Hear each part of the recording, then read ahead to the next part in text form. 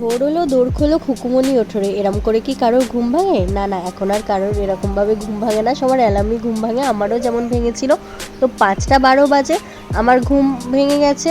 তো উঠেই রেডি হয়ে হাঁটাহাঁটি করতে চলে গেলাম, মর্নিং ওয়ার্কে যেমন যায়। এটা তোমাদের কিন্তু ছাদে দেখালাম, কারণ আমার ফোনে চার্জ নেই, ফোন নিয়ে যেতে পারবো না। আর এদিকে দেখো একটা ফুল ফুটেছে, এই রাস্তাটা দিয়ে হাঁটতে যাবো। হেঁটে দেখো চলে এসেছি, 3.6 কিলোমিটার আজকে হেঁটেছি।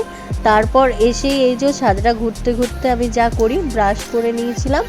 আর এদিকে দেখো সেশনের জন্য আমি রেডি হয়ে গেছি আমার মর্নিং ফ্রেশ এনার্জি ড্রিঙ্ক নিয়ে, যেটা এভরিডে মর্নিংয়ে থাকে। মর্নিং এটা ছাড়া কিন্তু আমার শুরু হয় না। আর এদিকে দেখো বর্মশাই একটা গাছও কিনে এনেছে।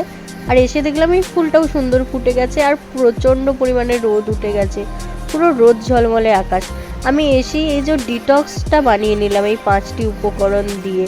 তো তোমরাও কিন্তু বানাতে পারো গরমে ওয়েট লস যদি করতে চাও। লেবুটা এইভাবে চিপে নিলাম, কারণ লেবু খোসার সময় দিলে কিন্তু জলটা তেতো হয়ে যায়। তো এদিকে আমার ডিটক্স ড্রিঙ্কসটা তৈরি হয়ে গেছে, আর এদিকে পিসিমণিও কাজে চলে এসছে। এদিকে পিসিমণি কাজ করছে, আর বর্মশাইয়ের যেহেতু শরীর খারাপ, জল দেওয়ার কাজটা কিন্তু বর্মশাই করে, কিন্তু এই দায়িত্বটা এখন আমাকেই নিতে হয়েছে, যেহেতু ওর শরীরটা খারাপ।